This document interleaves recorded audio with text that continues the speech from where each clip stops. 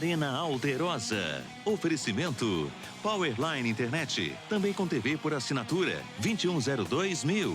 IGB Máquinas, 27 anos de qualidade e confiança em máquinas e equipamentos. Olá pessoal, muito bom dia! Começa agora mais um Arena Alterosa. No programa de hoje nós vamos falar sobre aquela situação desesperadora, mas que tem aquela pontinha de esperança. A gente vai falar do Vasco da Gama. Para conversar comigo estão aqui dois vascaínos. Trouxe dois grandes amigos, dois vascaínos esperançosos e realistas. Pra vocês terem ideia do realista, Brunelli, placar para o jogo de hoje, que você já colocou até na rede social. 7-0 Vasco. Sem clubismo nenhum. 3 do Nenê. Você tá bom? Tudo bem? Arthur Brunelli, tava sumido, tá aqui pra gente matar a saudade. E Luiz Marmente, você tá bom, Luiz Mar? Tudo bem, graças a Deus. Dá pra confiar nesse placar aí que 7-0? ele... 7-0. Só for uma boa fase. É 2-1 no máximo. Mas você Vasco. confia numa vitória. Confio. Ó, e pessoal, o negócio é o seguinte. Ficou complicado. Na verdade, uma complicadinha a mais por causa dos jogos de ontem, né? A gente vai mostrar pra vocês que ninguém resolveu ajudar o Vasco. Só quem perdeu foi Joinville, que já tá atrás. Então não fez tanta diferença, né? Tinha que perder quem tá à frente. A rodada não foi muito boa. Pessoal, só aproveitar, antes da gente começar a mostrar esses gols, chamar o pessoal para participar aqui com a gente, aquele número que vocês já conhecem, que é o 32 98410 9434. Esse que é o nosso WhatsApp. Manda aqui pra gente, tá aqui, ó, é ao vivo, na hora que você manda, eu leio a sua mensagem, mas lembra de falar a sua cidade, lembra de falar o seu nome, pra gente saber com quem está conversando, não é não? Então vamos começar agora, vamos começar a mostrar os gols. Ó, teve um aqui que deu uma ajudada muito boa pro Vasco. Vamos começar falando Goiás e Curitiba. Esse jogo, na verdade, o bom teria sido um empate, né? Mas, na verdade, o Curitiba ganhou do Goiás e deu uma complicadinha pro Vasco. Vamos ver como foi esse 3-1. Jogo entre desesperados. O Goiás recebeu o Coritiba, que saiu na frente antes do primeiro minuto de jogo. Henrique Almeida achou Juan, que mandou para as redes. No fim do primeiro tempo, João Paulo acertou um chutaço no ângulo do goleiro Renan. 2-0 Coxa. O Goiás descontou com um belo gol de falta do zagueiro Fred. Mas o Coritiba ainda ampliou com Henrique Almeida. Final no Serra Dourada, Coritiba 3, Goiás 1. Os dois times continuam na zona do rebaixamento. Esse 3-1. Ô Arthur, uma coisa que você falou, falar pro pessoal de casa também, que você não aceita o Vasco atrás do Goiás. Não aceito, não. O Goiás, pra mim, respeitando sempre o Goiás, mas é o time mais inútil desse brasileiro. Não fez nada e só perdeu, cara. É brincadeira. Mais inútil, cara. Mais inútil. E não é um clube... O clube da grandeza do Goiás não merece isso. Então... Na verdade, o Goiás é um fenômeno. Eu acho que o Goiás merece um estudo pra mim. Por quê? O Goiás, toda vez que alguém vai jogar contra o Goiás no Serra Dourada, não, o Goiás é um time complicado. Mas eu nunca vi o Goiás ganhar nada. Sim. É ou não é, Luiz Mar? É, time meio diferente, né? Vamos colocar assim. Ah, Ele foi meio radical. Não, eu nunca vi. Ganha Time inútil. Mas se você parar a pensar, o Joinville tá lá, tá um pouquinho pior. Olha os times que o Vasco tá O Joinville jogando, é tá brincadeira, enfrentando... né? Fez uma gracinha aí no... ele tá brigando bastante. O Goiás não. O Goiás parece que entregou. Perdeu de 4 pro Flamengo. Não tem base. Brigando pra sair da zona de rebaixamento. Não tem jeito, não. Perde 3-1 em casa. Pois é. Mas o engraçado do Goiás é o seguinte. Ele perde pra todo mundo, mas ele complica a vida do seu. Não importa. Vai jogar com o Goiás é complicado. Mas ele perde pra todo mundo. É verdade. Eu falo isso, que merece esse estudo, por causa justamente de quando o Grêmio vai jogar. Rapaz, o Grêmio vai jogar contra o Goiás lá, eu falo assim, pô, se voltar com o empate, tá bom. Porque o Goiás sempre ganha do Grêmio. Sempre tem isso, né? Pois Ele é pra cara, acabar com a nossa tabela, a nossa previsão. Agora, por exemplo, a gente com o Flamengo, né? Sempre tem isso, né? Sempre. Isso é bom demais. Ó, agora é o seguinte, vamos ver um outro. Esse sim foi pra matar o Vasco. O Figueirense. Meu Deus. Gente, o Figueirense... Cachorro morto já. Tá lá. A Coisas Ponte Preta, que a incríveis gente que ainda acontecem. falava em talvez sonhar com uma Libertadores, a Ponte Preta, que ao longo de seus 100 e poucos anos que completou, acho que foi no ano passado, completou 100, fez a primeira disputa lá de jogo internacional, título internacional ano passado, chegou lá às finais da Copa Sul-Americana e a gente esperava que talvez conseguisse continuar nessa briga, começou muito bem o Campeonato Brasileiro, mas vai me faz essa para ajudar o Vasco. Na verdade, o Figueirense deve ter olhado para a Ponte Preta, pensou no Vasco, falou, opa, esse eu tenho que ganhar porque está brigando comigo, só pode. Vamos lá, gente, 1-0 para o Figueirense. Em Campinas, pênalti para o Figueirense. Cleiton bateu e fez o gol da vitória contra a Ponte Preta. Foi pênalti? Então, rapaz... Não foi, não. Mesmo que foi, não foi. Esse é que é o assunto. Ouvi e vi, dei uma sondada. Parece que a bola bateu. Foi na cabeça do cara, não foi mão. O pessoal tá acabando com o Vasco. Essa arbitragem desse brasileiro tá difícil. Né? Você viu o Diogo Souza também, dando entrevista polêmica, falando que vão punir ele agora. Por falar em arbitragem, eu vi uma piadinha na internet que um árbitro foi pego no antidoping e o Corinthians vai perder ponto por causa disso. Muito bom. Você tem que perder. Será? Bom, vamos ver. A gente espera que sim. Ô Luiz Mar, agora voltando aqui para a nossa realidade, esses resultados não estão ajudando muito, mas hoje tem que cumprir, tem que fazer uma coisa bem complicada. Não é cumprir dever de casa. Eu ia falar cumprir dever de casa, mas não é dever de casa ganhar do Corinthians. É muito difícil. O Corinthians perdeu 4 ou 5 jogos nesse campeonato. Salientar que um deles foi pro Grêmio, mas perdeu 4 ou 5 jogos só nesse campeonato. Muito difícil, né? O Vasco tem uma tarefa muito complicada. Eu acredito que é uma esperança do vascaíno é que eles consigam levar esse jogo lá para São Paulo. Eles decidirem o título contra o São Paulo. Vai ficar mais bonito, Vai ficar mais bonito o Corinthians. Pelo amor de Deus, né? Vão ganhar em cima dos Bambi, né? Não vou falar isso aí porque pega mal. Mas se essa esperança, se realmente acontecer, dá mais um fôlego pro Vasco, pelo menos, certeza. né? Agora, só pra gente finalizar essa leva aí dessa rodada de quarta-feira, essa semana é uma semana típica, né? Poucos jogos na quarta, a maioria na quinta, normalmente é o contrário. Falar do Avaí e Joinville. Esse jogo é outro que tinha que ter dado empate, né? Pois é outro que tinha que ter dado empate, mas o Avaí foi lá e ganhou do Joinville, que estava atrás do Vasco. Podia, pelo menos, se fosse para alguém ganhar, ser o Joinville, que o Vasco, ele já está atrás, o Vasco ia ter que tirar uma diferença menor se fosse ultrapassado. Mas vamos ver, então, como foi esse 2-1 do Avaí contra o Joinville. Em Florianópolis, teve clássico entre Avaí e Joinville. Pênalti para o Avaí. André Lima bateu, o goleiro Agenor defendeu, mas a bola voltou para o André Lima. 1-0 Avaí. O Joinville empatou depois de um lance confuso na área do Avaí. Fernando Viana cabeceou e o juiz validou o gol. Everton Silva invadiu a área e fez o gol que manteve o Avaí fora da zona de rebaixamento.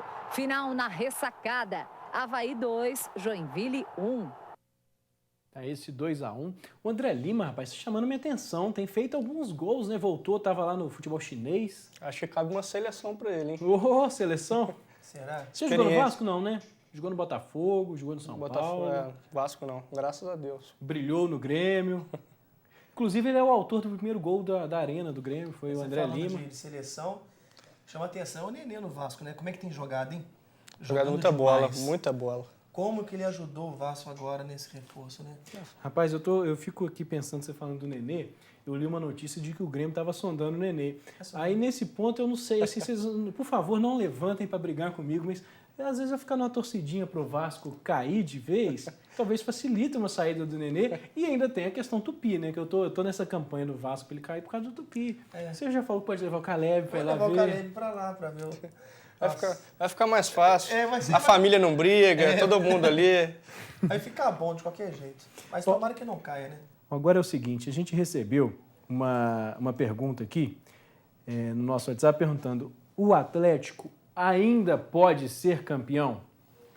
Então, matematicamente pode, mas é muito difícil. E o Bruno Vicari, do SBT, ele vai explicar para o pessoal de casa o que o Corinthians precisa para ser campeão ainda nessa rodada e acabar com essas poucas mínimas chances que o Atlético Mineiro ainda tem.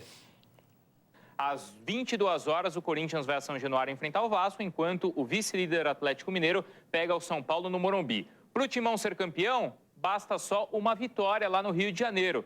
Se vencer o Vasco, pode comemorar, pode levantar a taça, confirmado matematicamente, o Corinthians é o campeão brasileiro de 2015. Agora, o jogo não é simples, o Vasco precisa somar pontos, porque ainda luta contra o rebaixamento. Então, se o Corinthians tropeçar, olha só, se o Corinthians empatar com o Vasco, ele precisa torcer pelo menos por um empate no Morumbi, para o Atlético Mineiro não vencer a partida. E se o Timão perder? Como eu falei, o jogo não é fácil. O Corinthians pode perder para o Vasco, mas mesmo assim o time do Tite pode ser campeão, desde que o São Paulo vença o Atlético Mineiro, desde que o Atlético perca a partida lá no Morumbi. Aí a questão é a seguinte, meu amigo, se o Corinthians não conquistar o título em São Januário, a decisão vai ficar para Itaquera. Pois é, contra o São Paulo, no domingo. São Paulo e Corinthians, e o Timão pode ser campeão. A gente pode ver essa cena aqui do Corinthians comemorando contra o rival. E aí a pergunta que eu faço para você que está em casa, o que vocês preferem? Confirmar o título quanto antes ou vocês querem deixar para comemorar em cima do rival São Paulo, hein? Rapaz, que pergunta foi essa, hein? Em cima do São Paulo, com certeza. Eu preferia comemorar em casa. Né? É lógico. Perto da torcida. Copa do Brasil contra o Curitiba, pô, comemorar lá longe. Imagina se a final fosse no Rio, isso é muito melhor. Vai ficar muito mais bonito. Corinthians e São Paulo. Campanha, então, pro Corinthians. Campanha. Por favor, Corinthians, comemore o título contra o São Paulo. Mas, ó, eu acredito que o Atlético, até a próxima rodada, o Atlético tem chance de ser campeão. Porque o Vasco vai ganhar. E agora só depende do Galo. Se o Galo ganhar, ele adia isso aí. Você acha que ele ganha hoje? Acho difícil. Ganha. São Paulo tá de férias. São Paulo Tá de férias. Ó, eu vou só chamar a atenção de mais um WhatsApp que eu recebi aqui. É da Giovana. A Giovana falou o seguinte: eu sou de Juiz de Fora e sou Curitiba. Giovana, eu vou te falar só uma coisa. Bem-vinda ao clube.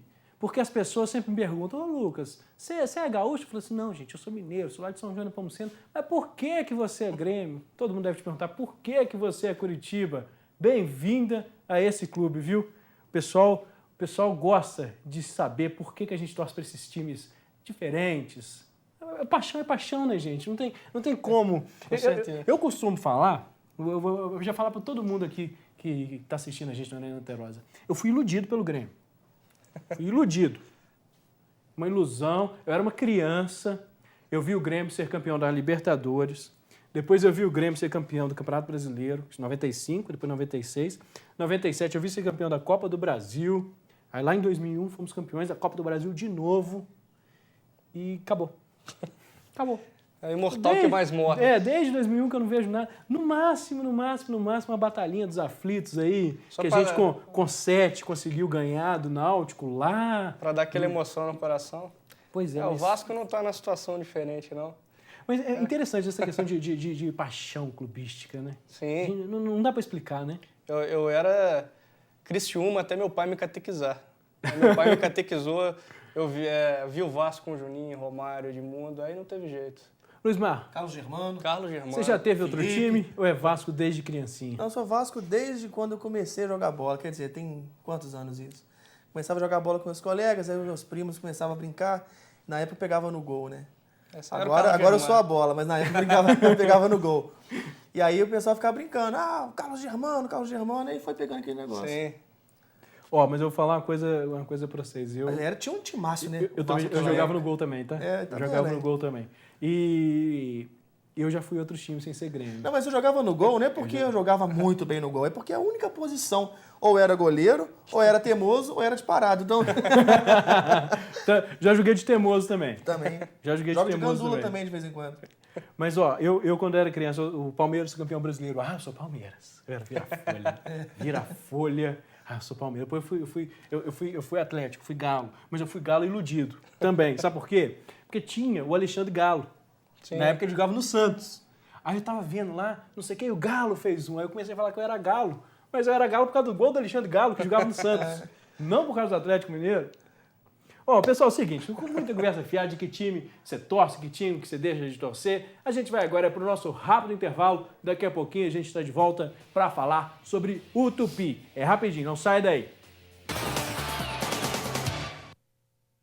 Estamos de volta com a Arena Alterosa. Agora só dar mais uma repassada aqui no WhatsApp. Durante o intervalo fui olhando o que o pessoal mandou pra gente. Tem um comentário aqui que é do Robson. Ele manda um recado para você, Brunner. Ele fala o seguinte: o Vasco não tem dinheiro para pagar o Corinthians, igual a Alemanha pagou o Brasil. Ô Robson, me ajuda aí, né? O Vasco não precisa pagar ninguém, não. Isso é apelidade. Nenê ali, Rodrigo, o time tá compacto, tá E voando. fora que o Eurico não quer ir pra Sibéria, né? Sim, com certeza. Vão pagar nada não, vão ganhar. Passeio. Aqui, ó, o Rogério pedindo para mandar ele é de São Tiago e pedindo pra mandar um alô para Santigalo. Ah, que é isso? Vai dar galo hoje. Eu particularmente, o Rogério vai ficar um pouquinho chateado comigo, mas eu tenho que torcer contra. Porque eu quero que o Grêmio seja o vice-campeão. Né? Mas é o que resta pra gente brigar. Então, e não é só porque a diferença faz ser vice-campeão ou ser terceiro lugar, dinheiro. Dinheiro. O vice ganha 2 milhões a mais de premiação do que o terceiro lugar.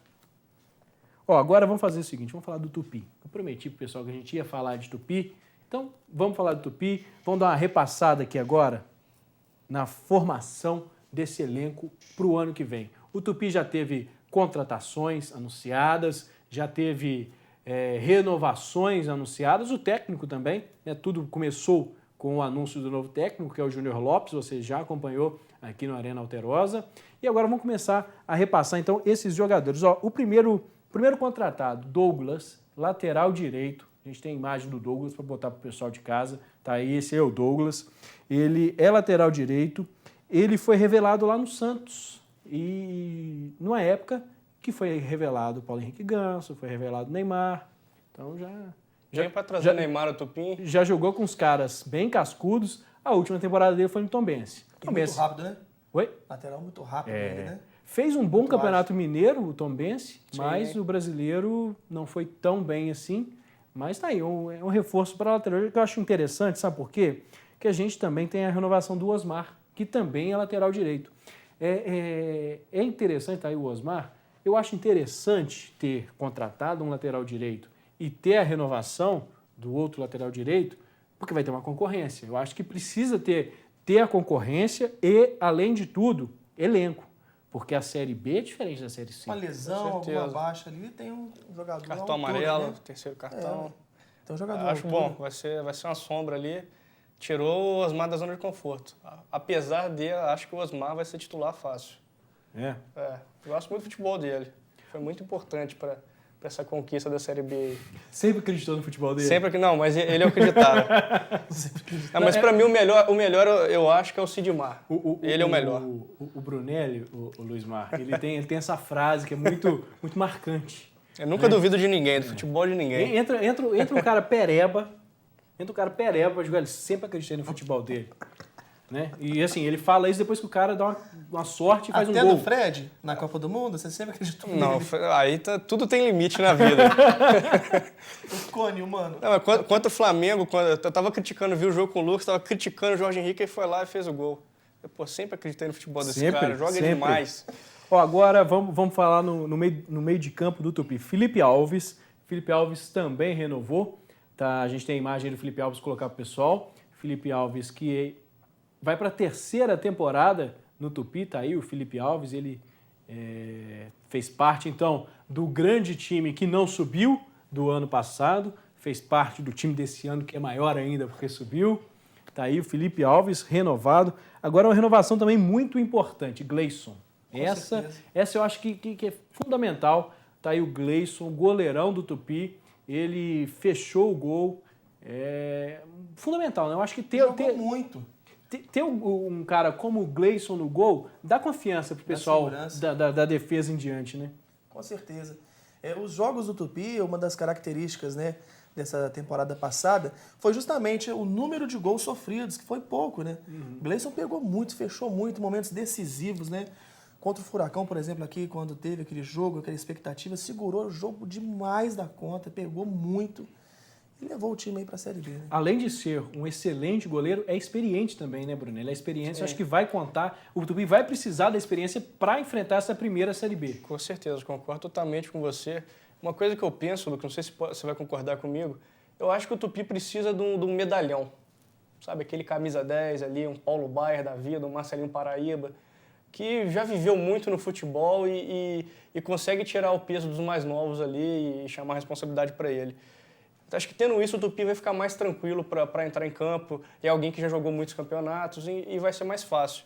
Agora, eu acho que a única baixa vai ser a saída do Leston. Acho que vai ser difícil.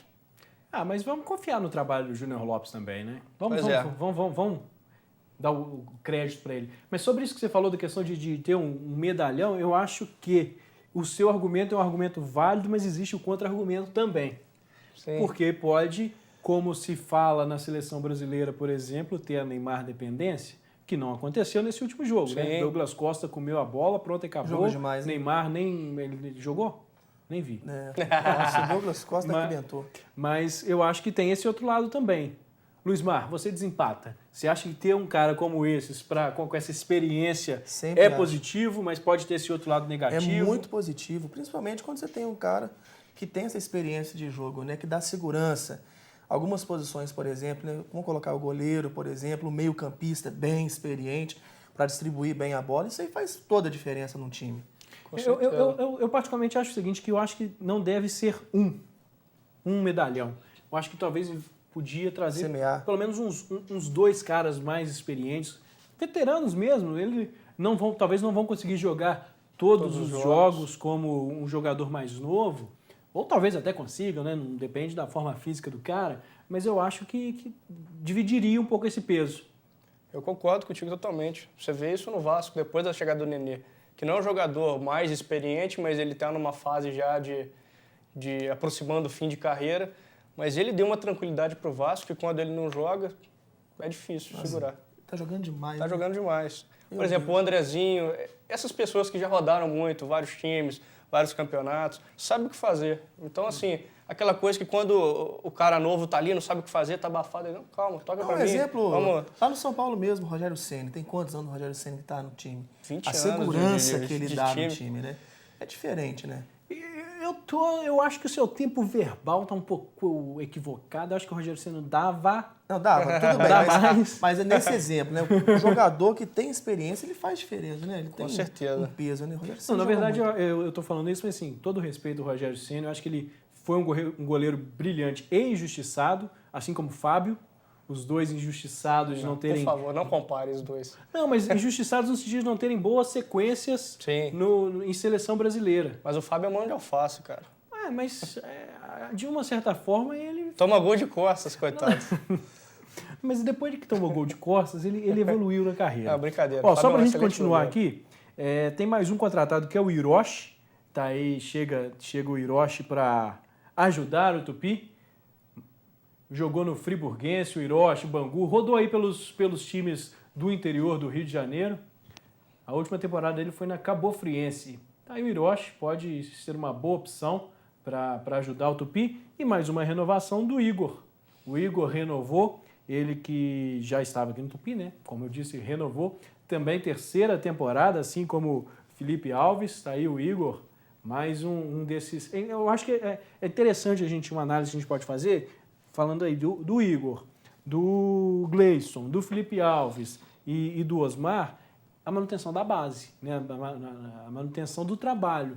Não vai chegar, não vão chegar 22, 23 jogadores totalmente novos que não conhecem a realidade do Tupi. Eu acho que é interessante essa identificação, que o cara ele vai saber o valor que teve o acesso à Série B. Então, eu acho que talvez ele vai brigar com mais afinco para manter o time lá. E Genalvo? Será que fica? Será? Vinícius Kiss.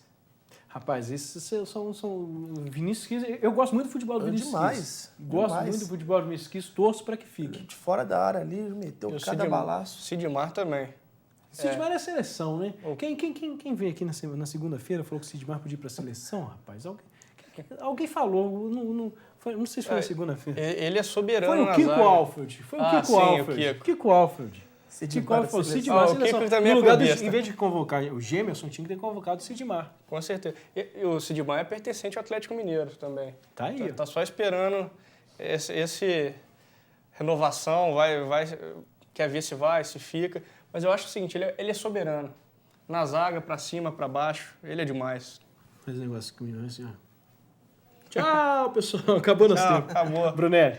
Valeu, obrigado. Tchau. Ismar. Valeu, querido. Obrigado. Pessoal, agradeço a companhia de vocês. Agora 7-0 vocês vão Vasco. acompanhar o Alterosa e Alerta com o Valmir Rodrigues. Segunda-feira eu tô de volta. Até mais. Tchau. Arena Alterosa. Oferecimento Powerline Internet, também com TV por assinatura 2102.000. IGB Máquinas, 27 anos de qualidade e confiança em máquinas e equipamentos.